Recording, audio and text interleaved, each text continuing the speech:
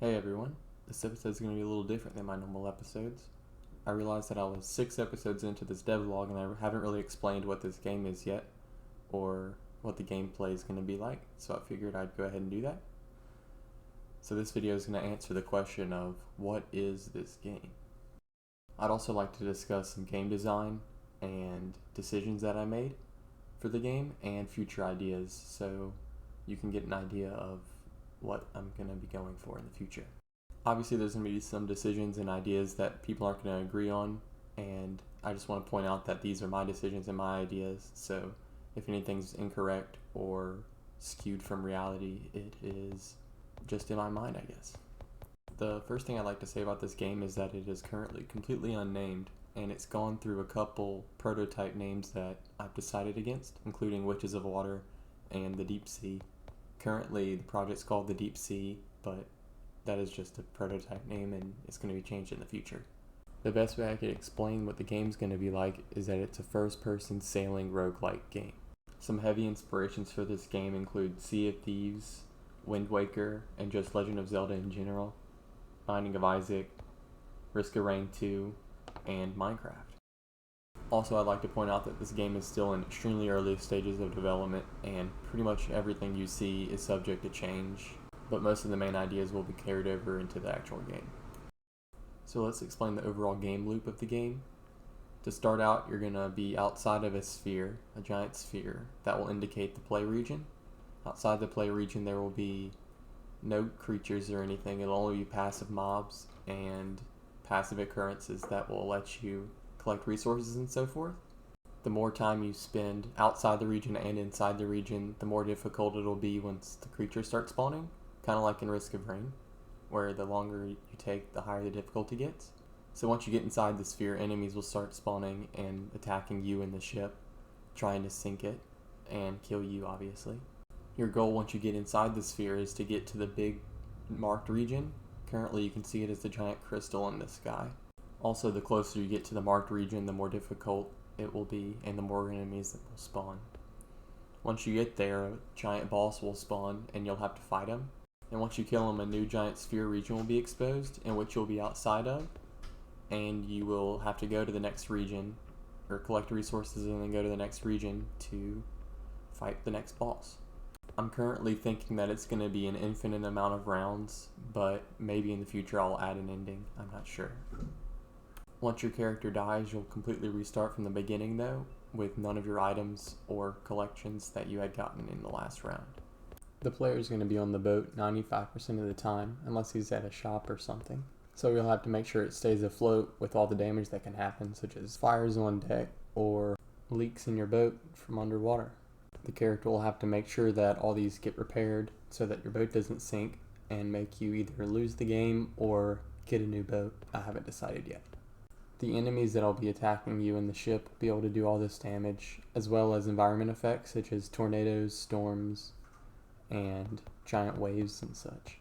There will also be other types of damage that enemies can do to you, the boat, and your surroundings, such as breaking the posts and breaking the ways that the posts are attached to the ground and breaking the post attachments themselves. I know that I haven't talked about this post system yet, but I'm still kind of keeping it a secret. I think I might reveal in the next video what it is. It is a roguelike, and I'm planning to let there be tons of different types of drops and different systems for the drops, such as followers, different kinds of weapons, different kinds of weapon attachments maybe, and the post attachments most importantly. I haven't fully decided if I want to let the enemies drop these kind of items, or if I want them to be in certain regions that you have to sail to, but I'm leaning towards a mixture of both. While the player is exploring, you'll have to find different things such as crates and chests to break down to get wood and metal, and you'll also be able to get items through the crates and chests as well, such as food and drops.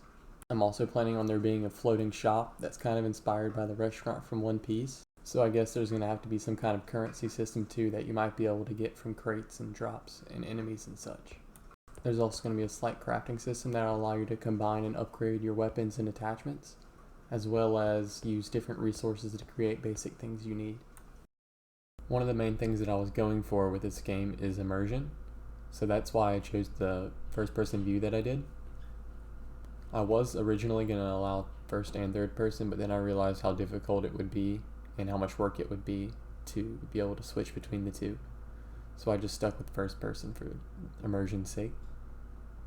I also intend to make everything really physical with very minimum HUD items and menus, such as even the crafting won't pull up a menu, but you'll physically put down the object on the crafting table to combine them.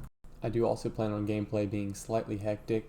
That's why I've chosen so many different ways for people to attack your ship, and the fact that you'll have to move around the ship the whole time makes your character seem like he's really working hard.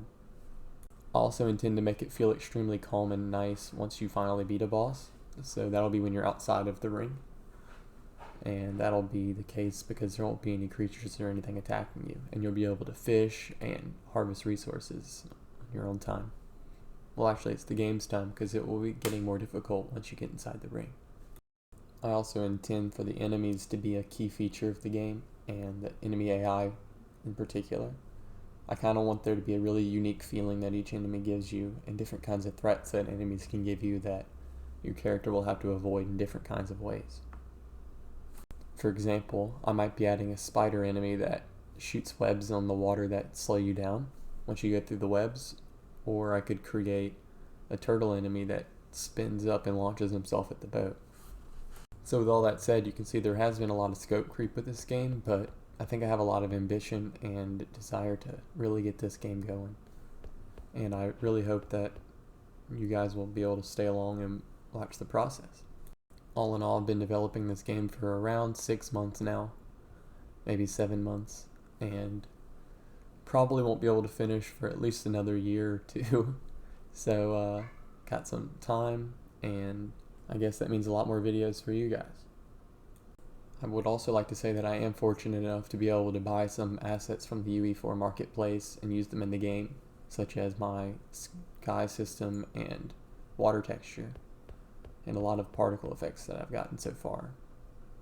But I would also like to mention that even if I spent, like, let's say $1,000 on UE4 market assets and then sold this game and made less than $1,000, so I would have lost money making the game. If I spent 2.5 years on the game, then I don't feel like that extra $1,000 I spent on the game would have changed anything there. So I guess it would have been the same either way, or maybe even worse without buying the assets, because they look better than things that I could have made. I guess I'm rambling, but the point I'm trying to get at is, if I was only going to make $1,000 from the game anyway or less, then that $1,000 I spent wouldn't be that big of a deal. And if it was to make more than $1,000, then that $1,000 I spent would have only helped to make that money and saved me time in the process. I'm also not recommending you go and spend $1,000 on UE4 marketplace assets, but I would like to say that if you see that something is really worth the value that it is on the marketplace, then it's really saving you time, and it's probably going to look better than things that maybe you would do, or especially me, it would look better than things that I would do. I don't see any reason not to get it. Alright, enough rambling about that. There is still some features and different gameplay aspects that I haven't mentioned yet, but I like to save those for a future video where you can get a better look at what the player is going to be doing and what the gameplay is going to be like. Also, stay tuned to figure out how my monster system works, my custom utility AI component, and a lot of other cool things I got coming. Thanks, guys. Magic Turtle out.